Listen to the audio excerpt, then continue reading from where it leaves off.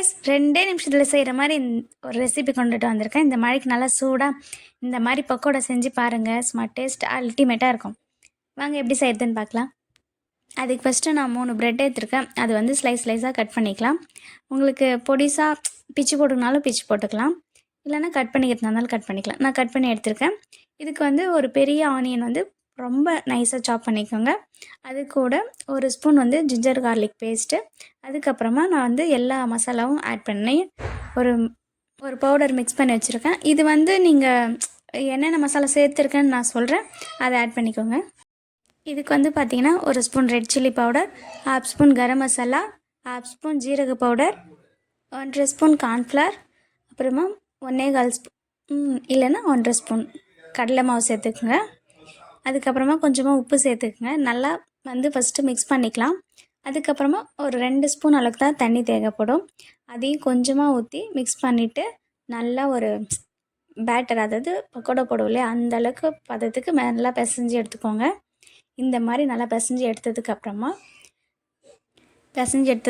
நம்ம வந்து ஆயிலில் போட்டு ஃப்ரை பண்ணிக்கலாம்.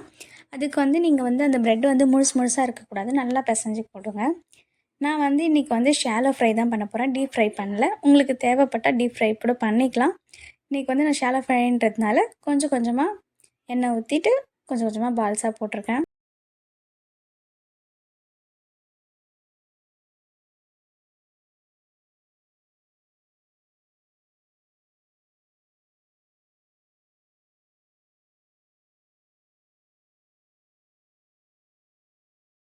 இது வந்து ரொம்ப நேரம் வேக வைக்க தேவையில்லை, கொஞ்சம் கொஞ்சமாக நேரம் திருப்பி போட்டு வேக வச்சுக்கலாம். ஏன்னா ப்ரெட்டுன்றதுனால சீக்கிரமாக கரைஞ்சி போக வாய்ப்பு இருக்குது.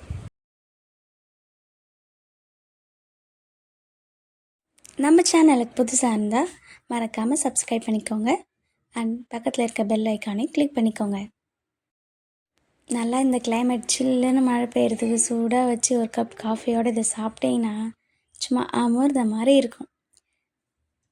அண்ட் நெக்ஸ்ட் என்ன ரெசிபி வேணும்னு மறக்காமல் கமெண்ட் பண்ணுங்கள். தேங்க்ஸ் ஃபார் வாட்சிங். பாய். மனசார சமைச்சு வயிறார சாப்பிடுங்க. நெக்ஸ்ட்டு வேறு ஒரு வீடியோட பார்க்கலாம். பாய்.